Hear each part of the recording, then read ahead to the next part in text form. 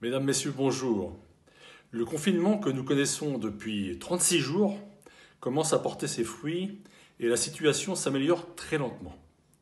Ne l'oublions pas, notre département est toujours l'un des plus touchés par le virus. C'est pour cela qu'il ne faut en aucun cas relâcher notre effort et continuer à respecter strictement le confinement. Il le faut tout d'abord pour protéger les soignants si durement éprouvés et pour nous protéger tous. C'est vital et impératif. Restons chez nous. C'est pour cela que je travaille chaque jour avec les élus et les services de la ville pour vous permettre de vivre ce confinement dans les meilleures conditions possibles. Nous travaillons aussi à l'avenir et à la sortie du confinement annoncé pour le 11 mai prochain par le président de la République.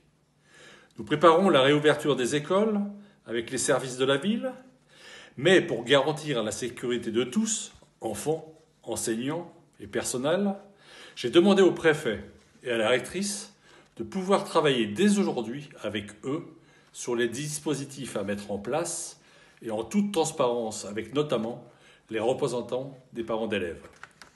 Pour renforcer la protection de tous, il nous faut des masques, mais dans ce contexte de pénurie, il est très difficile de s'en procurer. Aussi, je souhaite que la ville puisse distribuer au moins un masque réutilisable par habitant. Une commande est passée et je reviendrai vers vous pour les modalités de leur distribution. C'est dans l'épreuve que l'on éprouve les solidarités. Et je voulais le souligner, mais ce n'est pas une surprise dans notre ville, la mobilisation, l'engagement, l'inventivité des Argenteuillaises et des Argenteuillais, que ce soit à titre individuel ou au travers des associations, sautent aux yeux chaque jour. Nous avons mis en place depuis plusieurs semaines la bourse du bénévolat, gérée par la coordination des maisons de quartier, afin de permettre à toutes les bonnes volontés et à ceux qui ont besoin d'aide de se rencontrer.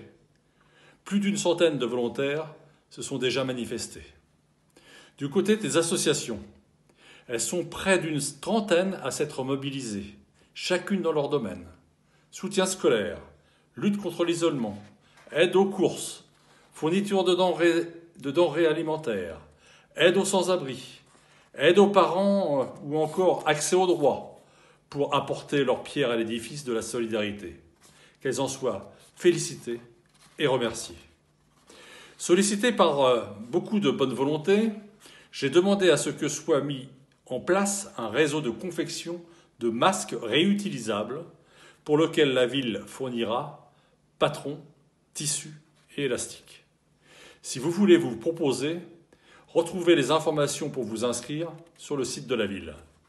Enfin, les services de la ville sont pleinement investis dans cette solidarité, notamment au travers du CCAS, qui a considérablement renforcé ses aides d'urgence pour les personnes ou familles les plus fragilisées, afin de leur permettre de se fournir en produits alimentaires et qui a augmenté les capacités d'accueil de jour du centre d'hébergement d'urgence pour les sans-abri.